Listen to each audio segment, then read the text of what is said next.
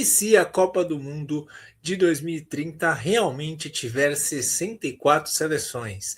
Nesse vídeo a gente vai embarcar nessa ideia que está virando cada vez mais real e vamos simular como é que ficariam as vagas para cada continente, cabeças de chave, quem seriam os classificados para essa Copa com 64, como ficariam os grupos, como seria a tabela de jogos, os horários nessa Copa em 3 continentes, com vários fusos diferentes. Tudo isso a gente vai falar a partir de agora. Você está no canal Miguel Fortunato, Futebol de Seleções, seu lugar para ficar bem informado sobre esse universo das seleções nacionais e tudo sobre a Copa agora de 2030. Seja bem-vindo, feliz ciclo 2030 para todos nós. Parabéns à Espanha, campeã do mundo. E agora a gente vai viver toda a preparação, tudo que cerca o universo até esta Copa, que, entre outras casas, será na casa dos bicampeões mundiais. Peço seu like, peço a sua inscrição, estamos aí perto de 2.000 inscritos, e também peço que você assista ao conteúdo desse vídeo e deixe a sua opinião, que é muito importante para a gente poder bater esse papo legal. Vamos lá, então seriam 24 jogos a mais, porque seriam 4 grupos a mais, né? E vai ser, né? Vamos ser sinceros, estamos esperando aí a oficialização, mas vai ser com 64, pelo que a gente está vendo aí, da movimentação política da FIFA, a declaração do Alejandro Domingues, provavelmente vai rolar. Então, 24 jogos a mais, tá? Isso significa que a gente deve ter aí 2 dias a mais de jogos na primeira rodada e 2 dias a mais de jogos na segunda rodada. A terceira rodada dá para você encaixar aí, deixar quatro grupos por dia. Isso dá para fazer, dá para você dar uma enxugada na fase de 16 avos também, que foi disputado em 6 dias, dá para você reduzir, porque foram 3 jogos por dia ali, então dá para fazer. A previsão é começar 8 de junho, e terminar 21 de julho. Não acho que vai ter nenhuma mudança em relação a isso, tá? Vamos então a como ficaria a classificação por continente. As seleções europeias, eu acho que ficariam com 4 vagas a mais, porque a Europa traz competitividade, né? Então acho que você está aumentando muito o número de seleções, você trazer mais 4 europeias, você garante um nível de jogo bacana. Até porque a Euro tem 24 seleções e todas elas são competitivas.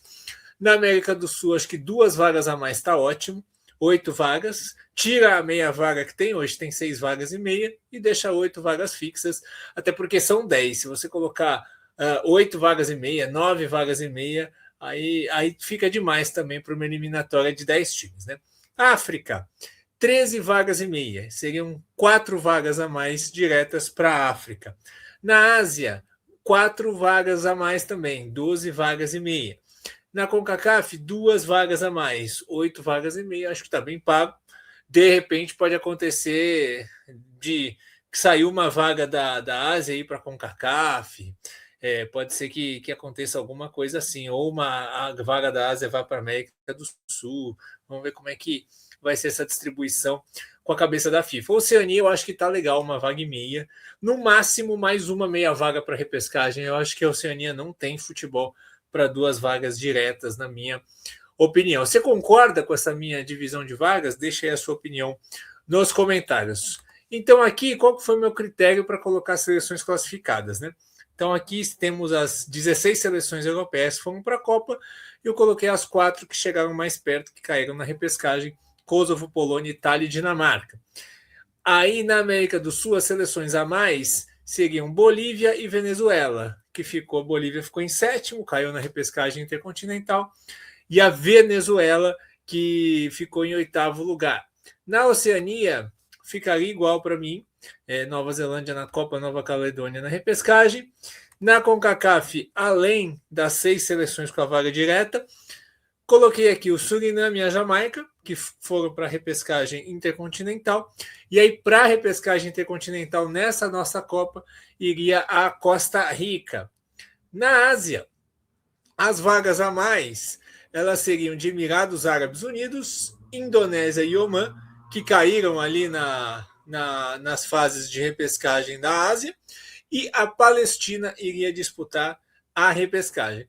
E, por fim, Na África, a gente tem aqui como seleções a mais Nigéria, Camarões e Gabão, que foram as seleções derrotadas, né, pela República Democrática do Congo. O Gabão caiu para a Nigéria na repescagem africana. E aqui eu coloquei Mali na repescagem. Poderia ser Burkina Faso também pela campanha ali na eliminatória. Eu coloquei Mali porque Mali fez quartas de final da Copa Africana de Nações, mas poderia ser uma outra seleção também.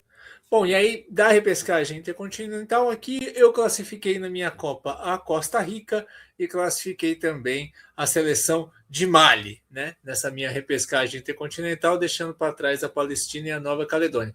Falando de cabeças de chave, o critério é o mesmo da Copa do Mundo de 2026, né? Com exceção dos países sede, os melhores ranqueados. Aqui são 16 grupos e 6 cabeças de chave definidos, né? Espanha, Portugal, Marrocos, Argentina, Paraguai e Uruguai. Quem seriam os 10 cabeças de chave restantes, então? França, Inglaterra, Brasil, Bélgica, Holanda, México, Colômbia, Alemanha, Croácia e Suíça. Esses seriam os cabeças de chave aí entre os classificados. Fiz um simulador e assim ficaram os grupos. Ó que beleza, ó. Olha que bonita a nossa arte aqui, ó. Grupo A, Marrocos, Polônia, Nova Zelândia e Japão. Grupo B, Portugal, país sede, né? Bolívia, Canadá e Coreia do Sul. Grupo C, Espanha, Turquia, África do Sul e Jordânia. Grupo D, Brasil, Arábia Saudita, Bósnia e Senegal. Grupo E, Alemanha, Iraque, Estados Unidos e RD Congo. Grupo F, Bélgica, Dinamarca, Venezuela e Cabo Verde. Grupo G, Colômbia, Tchequia, Haiti e Costa do Marfim. Grupo H, México, Gabão, Itália, voltando à Copa do Mundo aqui, né? E Catar. Grupo I, França, Equador, Panamá e Indonésia. Grupo J, Croácia, Costa Rica, Omã e Egito. Esse aqui ia dar o que falar, né? Grupo K, Holanda, Curaçao, Noruega e Mali. Grupo L, Suíça, Áustria, Tunísia e Emirados Árabes. Grupo onde todo mundo joga de vermelho e branco, que beleza. O grupo M, Inglaterra, Camarões, Suriname e Irã. E aqui nos últimos 3 grupos eu coloquei os países sedes da América do Sul. Vou explicar por que na tabela. Uruguai, Jamaica, Nigéria e Suécia no grupo N.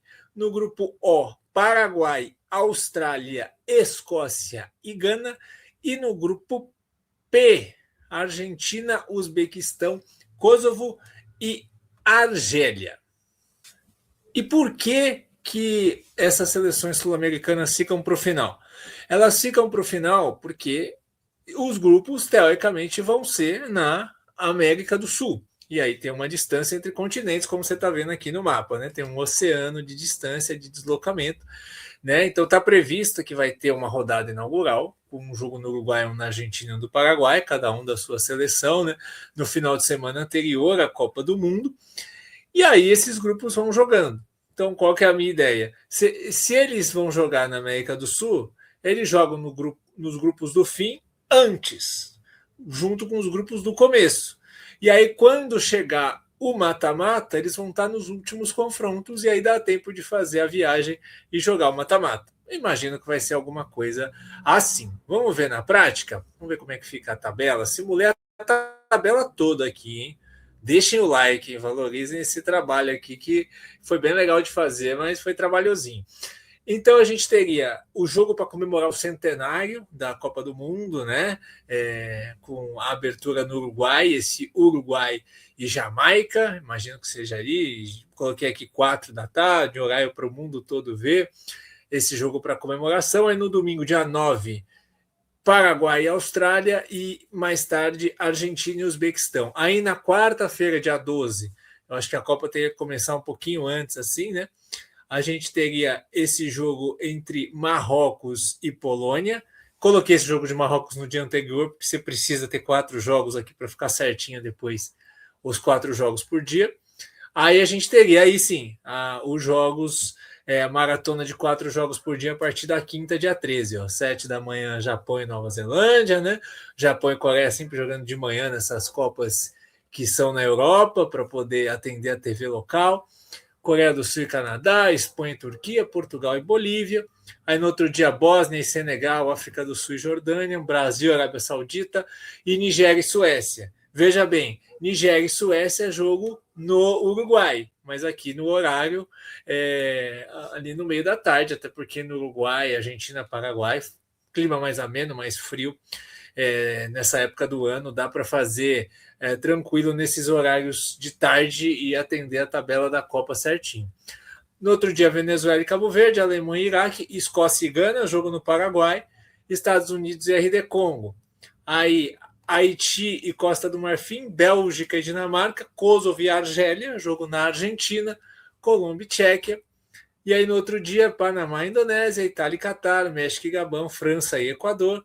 No outro dia, Omã e Egito, Noruega e Mali, Croácia e Costa Rica, Holanda e Curaçao.